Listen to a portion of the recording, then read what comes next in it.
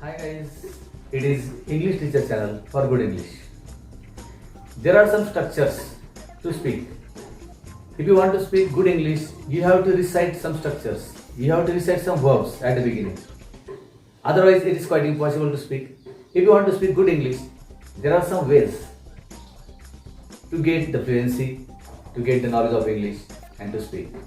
So, in today's lecture, we shall discuss about those structures and the verbs. So let us begin.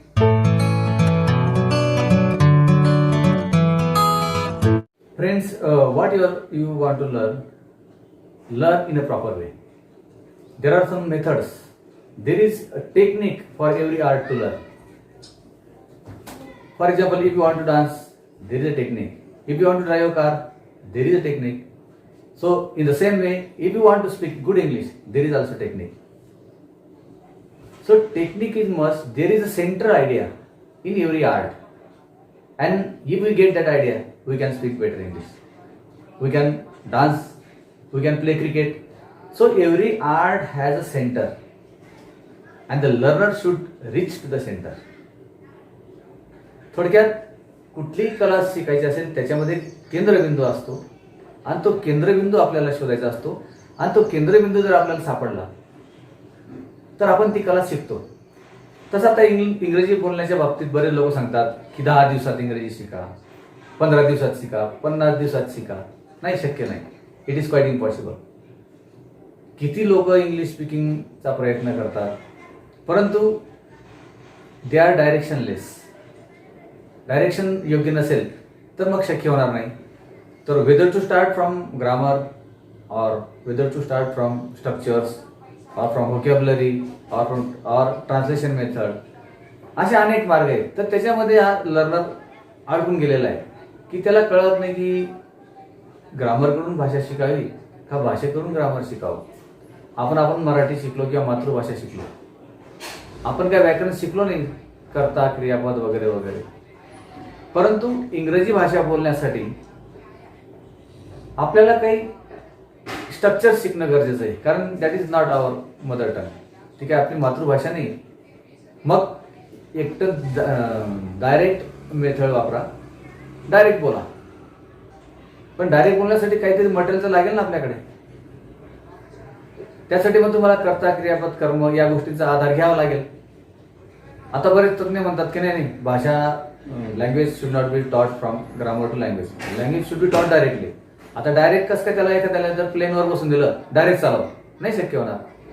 Direct method वापरा तुम्ही, पण थोडंसं base तुमच्याकडे असायला हवा. बेस थोडासा करून घ्या, नंतर तुम्ही बोला. नाहीतर डायरेक्ट मेथड वापरा, कसं काय शक्य आहे. ॲटलिस्ट त्याला शब्द साठा पाहिजे, त्याच्याकडे काही स्ट्रक्चर्स पाहिजे, काही वाक्य पाहिजे, त्याचं लिसनिंग पाहिजे. नंतर या गोष्टी झाल्यानंतर तो व्यक्ती बोलू शकतो. म्हणजे या सर्व गोष्टींचा जर आपण अभ्यास केला, अनेक वर्ष त्याचा अभ्यास केल्यानंतर 20-25 वर्षानंतर असं एक लक्षात येतं आपल्याला की या सर्व गोष्टी थोड्या थोड्या कामाच्या आहेत. आणि त्याच्यामध्ये तुम्हाला जर इंग्रजी बोलायची सवय करून घ्यायची किंवा इंग्रजी बोलायचं आहे तर मग if you want to speak you should speak. आणि बोलण्यासाठी ती भाषाचं वाचन झालं पाहिजे. Reading is a part of speaking. Loud reading is a part of speaking. Listening is a part of speaking. If you want to speak good English, you should listen commentary. You should listen news per day. You must listen the lectures. You must listen the English spoken in the group. So listening is must, reading is must, and writing is also must. So all the factors are essential to speak. You cannot say learn English within 10 days, learn English in a month. It is quite impossible. प्रत्येक कला शिकण्यासाठी एक proper मार्ग असतो आणि तो proper मार्गाच्या जवळपास आपण पोहोचतो 20-25 वर्षानंतर. शिकवणारे जर चांगला मार्ग दाखवतील तर कमी वेळेत शिकेल. तर असे काही मार्ग आहेत, त्याच्यामध्ये काही मार्गांबद्दल आपण आज बोलणार आहोत. तर या ठिकाणी मी असं म्हणेल की स्ट्रक्चर्स प्ले द रोल. वाक्यामध्ये काही स्ट्रक्चर्स असतात and verbs play the role. तुमच्याकडे जेवढे जास्त क्रियापदे तेवढे तुम्ही भाषा लवकर शिकतात. कारण जगामधलं कुठलंही वाक्य घ्या, त्याच्यामध्ये एक सब्जेक्ट असतो आणि वर्ब असतो. जगातलं प्रत्येक वाक्य कर्ता आणि क्रियापद यांची जोडीच आहे. Every sentence has at least a verb. There is no sentence without verb. आणि कर्ता आणि क्रियापदाची जोडी लावत असतो. बोलणारा कर्ता आणि क्रियापदच वापरत असतो आयुष्यभर. उदाहरणार्थ, how do you prepare T, जसं आपण मागच्या व्हिडिओ लेक्चरमध्ये झालेलं आहे. तो काय करतो, I take a glass of water. I आणि वर्ब घेतला. Then I take sugar and tea powder. I mix sugar and tea powder in it. I put the pot on the gas. I switch on the gas वगैरे वगैरे. तो I घेतो आणि verb घेतो. Subject verb subject verb. एखाद्या व्यक्ती 10 मिनिटं बोलला इंग्लिश, तर त्याने काय केलं, प्रत्येक वेळेस सब्जेक्ट वर्बच वापरला. आणि जर प्रश्न विचारला असेल तर डब्ल्यू शब्द, हेल्पिंग वर्ब, सब्जेक्ट आणि मेन वर्ब हे करतो तो. म्हणजे बोलणारा एक तो कर्ता क्रियापद घेतो किंवा सहाय्यक क्रियापद कर्ता घेतो. आदला बदल. एक तर रिव्हर्स गिअरमध्ये गाडी चालवतो, एक तर गाडी पुढे चालवतो. दोन रस्ते, साईडला तर काही गाडी चालवता येणार नाही. Either it drives front or back. तर मग या गोष्टी लक्षात जर आल्या बोलणाऱ्याच्या, तर तो समजतो अरे भाषा फार सोपी आहे, परंतु प्रॉपर वेने गेलं पाहिजे. जर योग्य रस्त्याने गेलो तर ती कला आपण लवकर शिकतो. ती डान्सिंग असो का ड्रायव्हिंग असो. मग त्यामुळे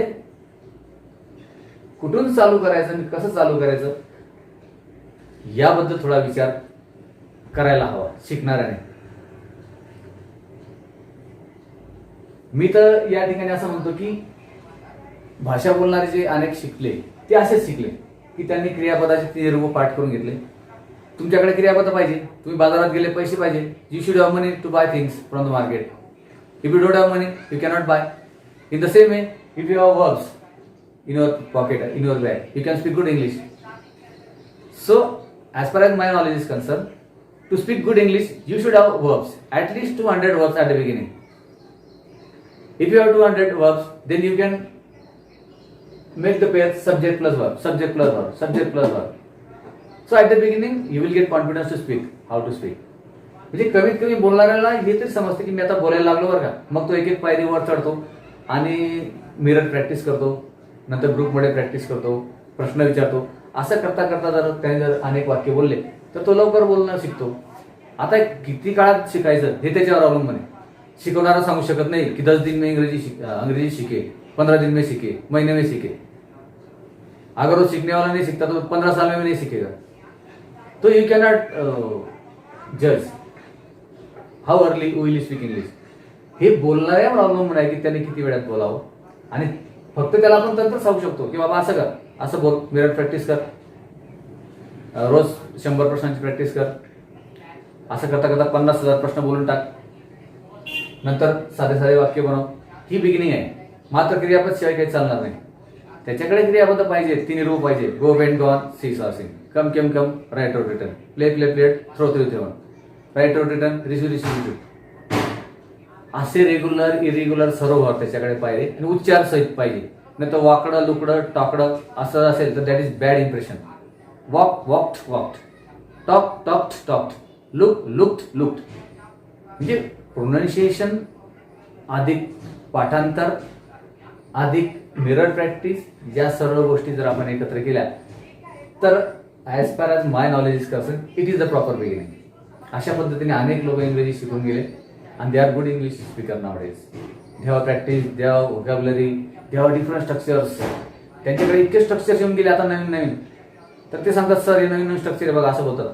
आय एम गॉना. आता गोइंग टूचा उपयोग अमेरिकन इंग्लिश मध्ये गॉना करतात. I wanna, gonna, want to, going to.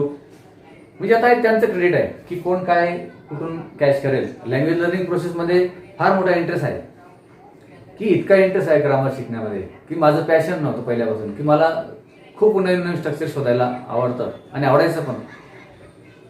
I use to find many structures in my college days. आणि त्याच्यात आनंद आहे. कुठल्याही कलेमध्ये आनंद आहे. तुम्ही जर त्याच्यात खोल गेला, एखादा वक्ता असेल तर तो अनेक भाषणं ऐकतो आणि तो नोट करतो की अरे अशा प्रकारे सुरुवात केली तर आपल्याला असं यश मिळतं. अशा प्रकारे बिगिनिंग केली तर श्रोते असे टाळ्या वाजतात. अशा प्रकारे सुरुवात केली हे कोटेशन वापरले, हे मध्ये कोट्स वापरले, डायलॉग्स वापरले तर असा प्रभाव पडतो. किंवा एखादं भाषण करताना मध्ये जर 2-4 कपलेट्स सिंगिंग केलं तर वेगळा इफेक्ट होतो. तसं त्या कलेमध्ये तुम्ही काय ऍड करतात हे तुमच्यावर अवलंबून आहे, शिकणाऱ्यावर. त्यामुळे तुम्हाला क्रियापद पाहिजेच. खिशात पैसे नसतील तर बाजारात काय करणार तुम्ही? At least you should decide words at the beginning. आणि क्रिया तुमच्याकडे झाल्या तर तुम्ही करता जोडा. मी जातो, आय गो.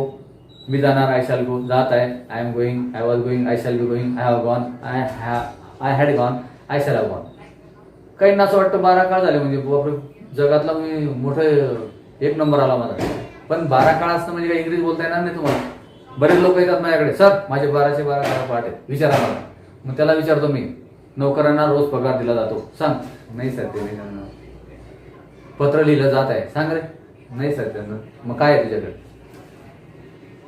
काहींचा भ्रम झाला वेगळा की 12 काळ झाले म्हणजे इंग्लिश. तसं नाही आहे. थोडंसं सुरुवातीला 30% स्ट्रक्चरचा अभ्यास जर केला तर तो व्यक्ती बऱ्यापैकी बोलतो. त्या कंडिशनमध्ये तो बोलेल. त्याला जर क्लासरूम सिच्युएशन दिलं त्याच्यावर तो बोलेल.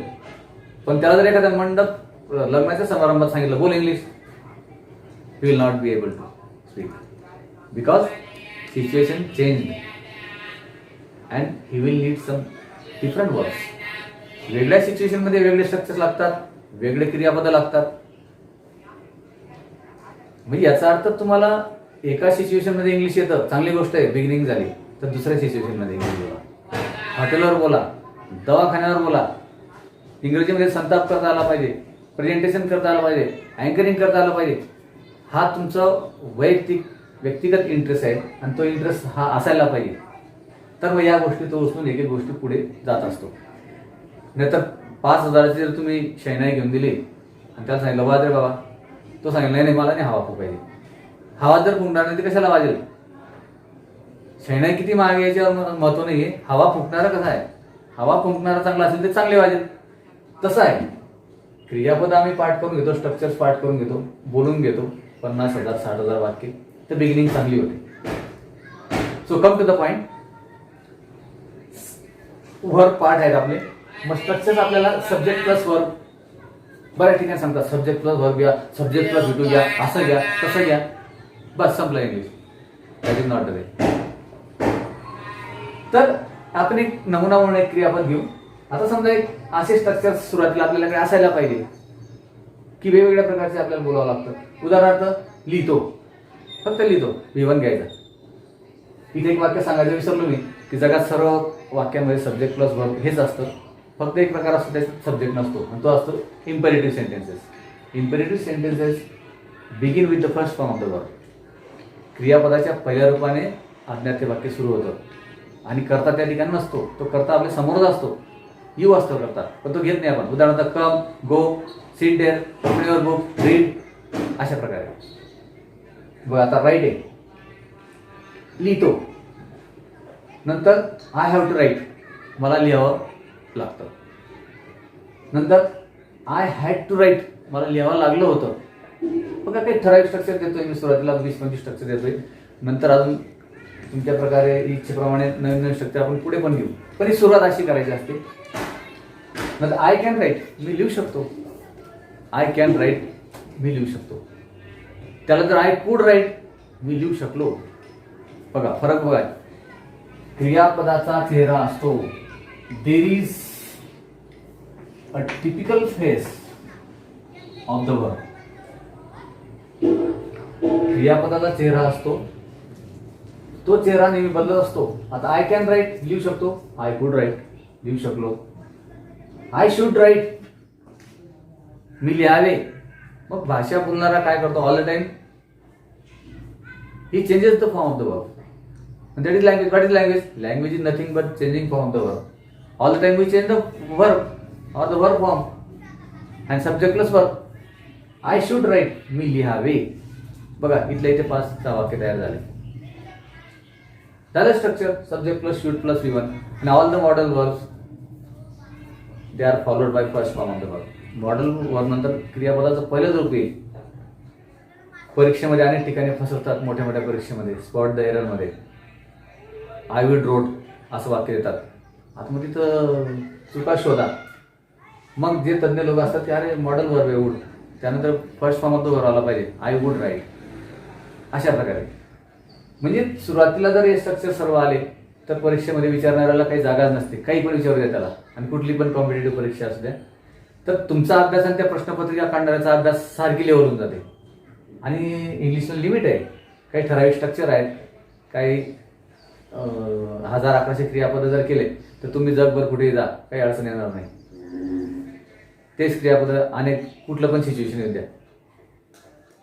परंतु त्या त्या क्षेत्रामध्ये तो शब्दसाठा पण तुम्हाला लागेल. मेडिकल फील्ड आहे, स्पोर्ट्स फील्ड आहे, नंतर पत्रकारिता आहे, नंतर इकडे ॲग्रिकल्चर आहे, इंडस्ट्री आहे. तर त्या त्या क्षेत्रातले शब्द असतात, मात्र वर्ग जवळपास सगळीकडे चालतात असे वर्ग आपल्याकडे असतात. आता आय वॉज टू राईट, बघा आय वॉज टू राईट म्हणजे काय, मी लिहिणार होतो. भूत भविष्य, भूतकाळातला भविष्यकाळ, हे वाक्य, हे स्ट्रक्चर फार इंटरेस्टिंग आहे. जेव्हा जेव्हा हे स्ट्रक्चर येतं मला थोडा आनंद होतो. आता आपण असं बऱ्याच वेळेस म्हणतो की मी औषध घेणार होतो पण घेतलं नाही, विसरलो. मग काय, I was to take medicine yesterday but I did not take. Did not, could not, हे सर्व भूतकाळातले आहेत. म्हणजे आय वॉज टू टेक, मी घेणार होतो, आय वॉज टू पार्टिसिपेट, मी भाग घेणार होतो स्पर्धेमध्ये पण घेतला नाही. मग करता जसा बदले तसं क्रियापदे बदले. They were to submit the project yesterday but they did not. ते येणार होते, दे वेर टू कम ॲट 7:30, 7:30 येणार होते पण आले नाही. अशा प्रकारे वॉज टूची रचना असते. हे एक स्ट्रक्चर आहे. आय वॉज टू राईट, लिहिणार होतो. I was to take medicine, औषध घेणार होतो. काहींना असं वाटतं की काळ आला म्हणजे संपलं, फार चमत्कार झाला. तसं नाही आहे. काळ म्हणजे एक सुरुवात आहे, तेवढे चेहरे तुमच्याकडे येऊन जातात, पण त्याच्या पलीकडेही चेहरे आहेत क्रियापदाचे. आता नंतर आय एम टू राईट, मी लिहायचं आहे, मी लिहायचं बाकी आहे. म्हणजे 10-15 लोक लिहित आहेत, sir I am to write म्हणजे मी लिहायचं बाकी आहे.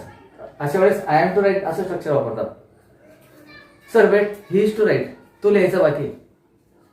हे पण एक स्ट्रक्चर आहे.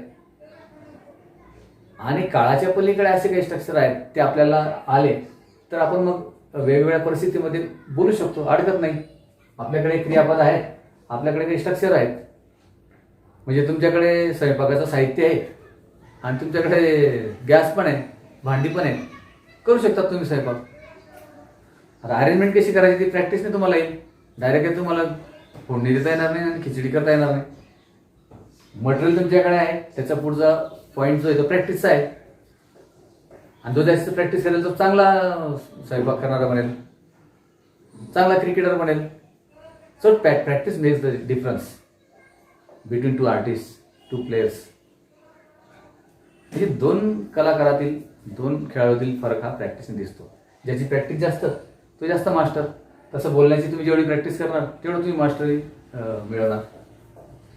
आता I am going to write, आता परीक्षेमध्ये विचारतात कोणता काळ आहे बाबा, लगे आपल्या मुलं सांगतात ING सब्जेक्ट प्लस ING असं तसं. चालू वर्तमान काळ नाही, चालू वर्तमान काळ नाही, जवळचा भविष्य काळ दाखवण्यासाठी गोइंग टू वापरतात. I am going to leave the room म्हणजे मी रूम आता सोडणार आहे त्यानंतर. जवळचा भविष्य काळ गोइंग टूची रचना असते. ही इज गोइंग टू मॅरी, नंतर he is going to win म्हणजे आज जिंकणार आहे थोड्या वेळात, शेवटचे पॉईंट्स राहिलेले आहेत. नंतर आय यूज टू राईट, लिहायचो, वेगळा स्ट्रक्चर आहे. लिहू शकतो, लिहायचं आहे, लिहायचो. आता यूज टू म्हणजे लिहायचो, लिहित असे, हॅबिच्युअल पास्ट आहे.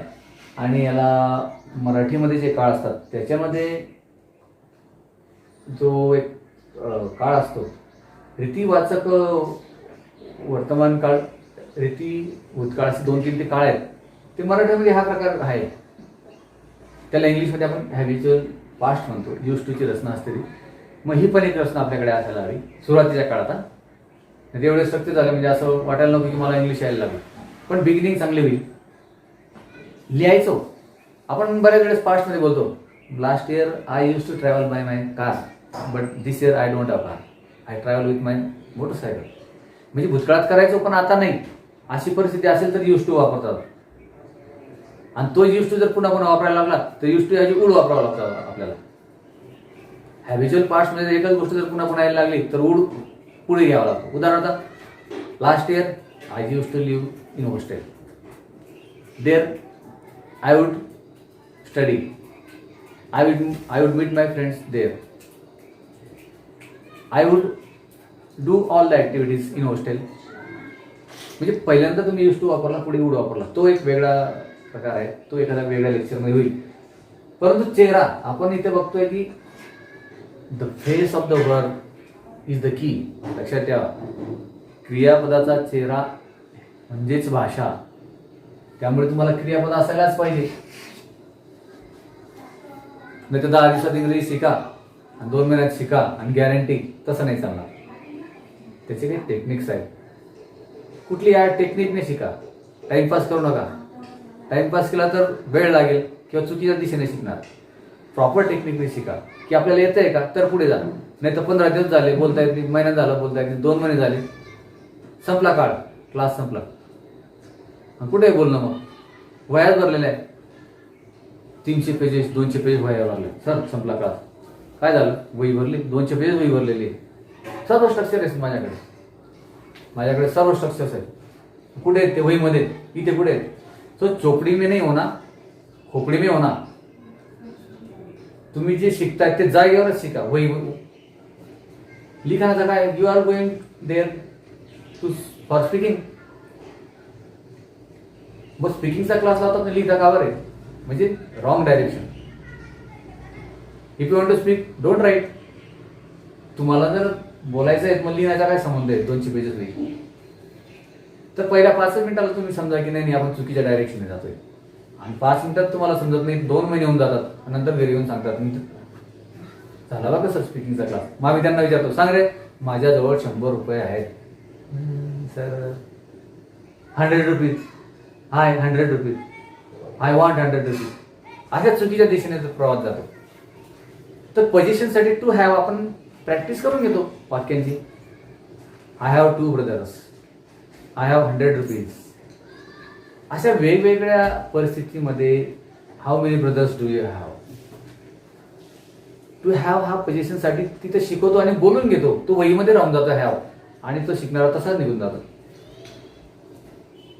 अशा अनेक पिढी अशा निघून गेल्या की त्यांना असं वाटतं की आपला स्पीकिंग झाला, आपल्याला येईल. पण जेव्हा तो समोरून त्याला विचारतो वेअर आर यू गोइंग, तो समोर. आता त्यांनी चालू काळात प्रश्न विचारला तर त्याला उत्तर प्रॅक्टिस असेल तर देईल ना. I am going to school, where do you live, तर आय एम लिव्हिंग इन.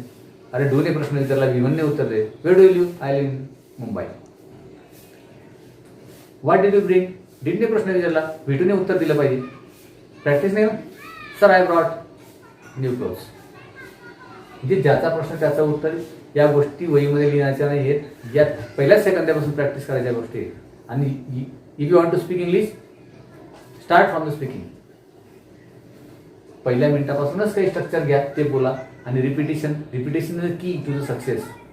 कुठल्याही यशामागे रिपिटेशन हे सर्वात जास्त महत्त्वाचं असतं. तुम्ही मॅथमॅटिक्सचे प्रॉब्लेम सोडवा, जॉमेट्रीचे सोडवा, नाही तर समजणं. अनेक प्रॉब्लेम समजतात, जेव्हा परीक्षेला आपण बसतो तो प्रॉब्लेम पुस्तकातच राहून जातो, हातातून येत नाही तो. म्हणजे तुम्हाला 20 खेळायचं आहे, 20ची प्रॅक्टिस करा. टेस्ट खेळायची, टेस्टची प्रॅक्टिस करा. तुम्हाला 50 ओव्हरची मॅच खेळायची, 50 ओव्हरची करा.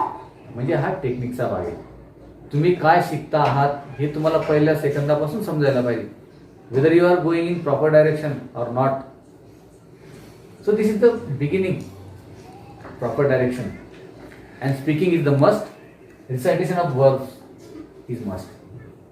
So come to the point again. Used to लिहित असे लिहायचो. मग used to ची रचना वाक्य बनवा. My friend used to live. My friend used to work in Infosys. Sometimes he used to work in TCS.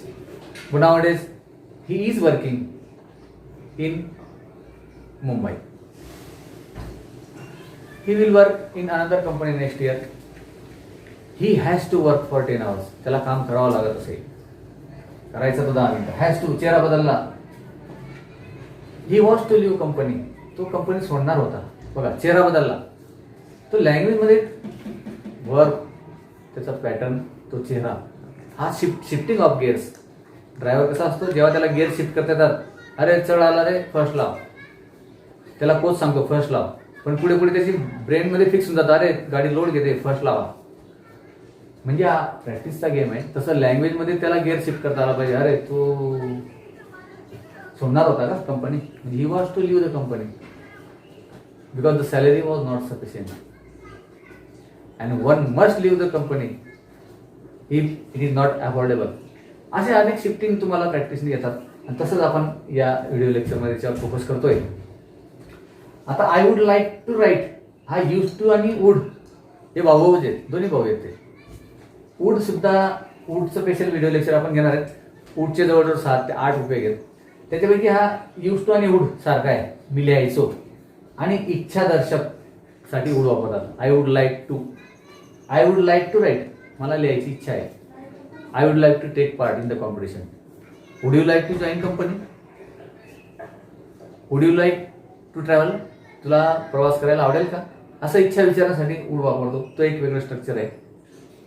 नंतर आय वॉन्ट टू राईट, इथं पण इच्छा आहे, माझी इच्छा आहे. I want to take part in the competition. He wants to drive car, त्याला गाडी चालवायची इच्छा आहे. He doesn't want to sit in the room, त्याला खोलीत बसायची इच्छा नाही. अशा प्रकारचे स्ट्रक्चर आहे. हे साधे स्ट्रक्चर आहेत मित्रांनो. आणि साध्या स्ट्रक्चर नंतर जेव्हा आपण पॅसिव्ह स्ट्रक्चर वापरायला लागतो तेव्हा आपल्याला समजतं की हे तर काहीच नव्हतं. हो, त्याच्यापेक्षा पलीकडे जी भाषा आहे इंटरेस्टिंग, सेकंड लेवलची लँग्वेज, रिच क्लास जो आहे इंग्रजीचा, तो पॅसिव्हमध्ये आहे. आणि तिसऱ्या लेवलमध्ये अजून रिच क्लास आहे, तो म्हणजे डायरेक्ट इनडायरेक्टमध्ये. तेव्हा रिपोर्टर्स डायरेक्ट इनडायरेक्ट वापरतात. आणि कॉम्बिनेशन ऑफ द टेन्सेस, आता इथं साधं साधं आहे आणि साधं साधं बोलला आपण शिकतो आणि शिकल्यानंतर आपल्याला खरा आनंद येतो. अरे सितारो के आगे जहा और भी, ह्याच्या पलीकडे एक जग आहे. पण बेसिक लँग्वेज ही शिकलंच पाहिजे. कुठलीही गोष्ट साधी नाही, ते तुम्हाला आलीच पाहिजे. त्याच्यानंतर मग पहिला मजला, नंतर दुसरा मजला बांधतो. आणि मग तर तुम्ही इथं ठीक आहे, याची passive construction, a letter was written, लिहिलं गेलं. काल 2 पत्र लिहिले गेले. 2 letters were written yesterday. कोणाकडून, लिहिणाऱ्यापेक्षा लेटर महत्वाचं आहे ना, म्हणून आपण त्याला लिहिणाऱ्याला ड्रॉप केलं passive कंस्ट्रक्शनमध्ये. 2 letters were written by my friend. मित्र महत्वाचा नाही म्हणून. नंतर व्हॉट इज बिंग सेलिब्रेटेड, काय साजरं केलं जात आहे. गर्दी दिसते, कोणाकडून साजरे करणारे कोण आहेत त्याचं महत्व नाही, पण काय साजरं केलं जातं. What is being celebrated, a birthday is being celebrated by Rahul. अशा प्रकारच्या रचना ते पुढे येते पॅसिव्हमध्ये. पण आता सध्या या रचना आपल्याला फोकस करायचं आहे, याची प्रॅक्टिस करायची आहे. बोलण्यासाठी बोलावंच लागतं, हे एक वाक्य लिहूनच घ्या. If you want to speak you must speak, otherwise it is quite impossible. तुम्ही बोलायला शिकतात आणि बोलत नाही, म्हणजे नेमकं काय करताय, म्हणजे तुम्हाला काय करायचं आहे नेमकं. If you want to speak and you are not speaking. I want to write, इच्छादर्शक. हे असे स्ट्रक्चर आहेत, हे काळाच्या बाहेर आहेत. ज्यांना असा गर्व होऊन जातो की माझे 12च्या 12 काळा पाठ आहेत, त्यांच्यासाठी आहे. तिथं 8-10-12 चेहरे तर आहेतच, पण त्याच्या पलीकडे काही चेहरे आहेत. आणि ह्याच्या पलीकडे एक मोठं जग आहे, फ्रेझल लँग्वेज. वेगवेगळ्या फ्रेजेस आपण वापरतो. Sachin is fond of cricket, सचिनला क्रिकेटचं वेळ होतं. तो वेळ असणं फॉन्ड ऑफ वापरला, तिथे स्ट्रक्चर वेगळं होऊन जातं. तर फ्रेजेस पुढचा टप्पा आहे. पहिले आपण साधं इंग्लिश शिकू, सब्जेक्ट पुढे घेऊ, नंतर वेगवेगळे स्ट्रक्चर आहेत त्याच्यामध्ये इंग्लिश बोलू, प्रॅक्टिस करू. आणि त्याच्यानंतर मग पॅसिव्ह कंस्ट्रक्शन आहे. सब्जेक्टला महत्त्व नाही, सब्जेक्ट शेवटी फेकला जाईल. ऑब्जेक्टवर फोकस करतो, ती रिच लँग्वेज आहे. त्याच्यापेक्षा कठीण लँग्वेज थर्ड लेवल जी आहे ती म्हणजे डायरेक्ट इनडायरेक्ट लँग्वेज आहे. तिथं पहिला रिपोर्टिंग वर्ड जसं असेल तसं आपण ते सेकंड क्लॉज घेतो. नंतर कंडिशनल आहे, क्लॉजेस आहेत, म्हणजे टप्प्याटप्प्याने या गोष्टी आपण बोलतो आणि पुढे इंटरेस्ट जास्त आहे. तर आता काही स्ट्रक्चर्स आपण बघू मित्रांनो. आता हे असे स्ट्रक्चर तुम्हाला नमुना म्हणून मी सांगितलं. आता काही स्ट्रक्चर आपण थोडंसं फास्ट घेऊ, म्हणजे व्हिडिओ मोठा बनायला नको. नंतर बाकीचं पुढच्या लेक्चरमध्ये वेगवेगळं प्रमाण दाखवेल मी. आता जनरली आपण वापरतो subject plus verb. I play cricket, he writes a story, they travel by bus, they will win the match. प्रकारे subject plus verb, subject plus verb, subject plus verb. कर्ता आणि क्रियापदाची जोडी असते.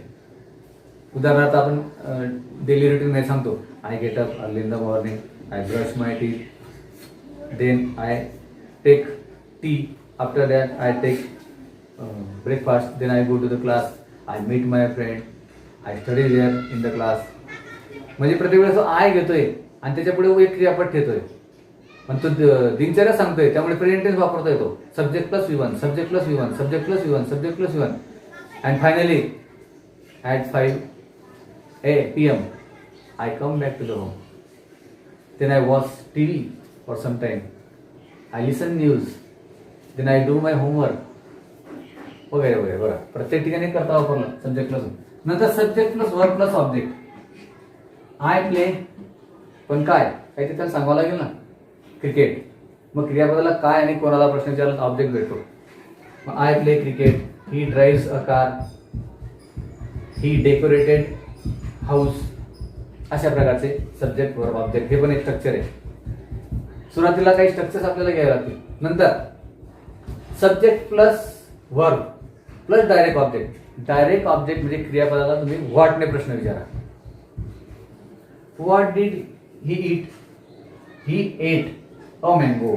अ मँगो हा direct object आहे. ही at a mango. सर्व काळामध्ये तुम्ही सब्जेक्ट प्लस वर्ब आणि डायरेक्ट ऑब्जेक्ट घेऊ शकता. डायरेक्ट ऑब्जेक्ट एक स्ट्रक्चर असतं की काय, ही सॉ, पण काय अ बर्ड. जेव्हा क्रियापदाला काय नाही प्रश्न विचारणार तर असं एक स्ट्रक्चर आहे, असं एक स्ट्रक्चर आहे, असं एक स्ट्रक्चर आहे, असं एक. आता सब्जेक्ट प्लस वर्ब पण इनडायरेक्ट ऑब्जेक्ट आणि डायरेक्ट ऑब्जेक्ट दोन दोन ऑब्जेक्ट असतात. I gave her a pen. कोणाला मी दिला, काय दिला, पेन. Direct object. कोणाला दिला, इनडायरेक्ट ऑब्जेक्ट. म्हणजे इनडायरेक्ट ऑब्जेक्ट आणि डायरेक्ट ऑब्जेक्ट दोन्ही येतात. असे पण एक स्ट्रक्चर असतात. He asked him a question. त्याने त्याला प्रश्न विचारला. म्हणजे कोणाला आणि काय दोन्ही उद्देश जर साध्य झाले तर अशा प्रकारचा व्हिडिओ राहतो. अशा प्रकारची रचना म्हणते सब्जेक्ट प्लस वर्ब आणि इन्फिनिटिव्ह. इथे आय लाईक, लाईक, लव असे क्रियापद आपण घेतो. I subject plus verb, I like to play. मला खेळायला आवडतं. He likes to drive. To इन्फिनिटिव्हच्या रचना असतात अशा. आणि कुठल्याच काळात इन्फिनिटिव्ह वर्ब बदलत नाही. He had decided to drive. To infinitive is a verb that does not change according to the subject, according to the number and according to the tense. कुठल्याच याच्यात बदलत नाही ते, म्हणून सोपा असतो वापरायला. आता he will decide to travel. इथे कुठलाही काळ घ्या, टू आणि V1 कॉन्स्टंट राहील. आणि अजून एक स्ट्रक्चर आहे subject plus verb plus noun आणि मग to infinitive. I made him a monitor. मी त्याला मॉनिटर बनवलं. नंतर आय गेव सचिन, नाही, I ask Sachin to sit. मी सचिनला बसायला सांगितलं. या काही रचना अशा आहेत त्या आपल्याला सवयीने येतात, पण सुरुवातीला काहीतरी आपल्याकडे पाहिजे म्हणून काही स्ट्रक्चर्स अशा प्रकारे सुरुवात करायची, क्रियापद पाठ करायचे. आणि स्पीकिंग मस्ट आहे. स्पीकिंगसाठी वेगवेगळे स्ट्रक्चर्स आणि प्रश्न आणि उत्तर अशा प्रकारे चालतात. आणि अशा प्रकारची रचना आपण जर घेतली, पाठ केले स्ट्रक्चर्स आणि वर्ब, तर कमी काळामध्ये आपण चांगलं इंग्लिश बोलू शकतो. परंतु one point should be noted here, that you must recite some verbs, you must follow some structures at the beginning to be a good speaker or good learner. So the remaining part we shall see in the next video. Till then, goodbye.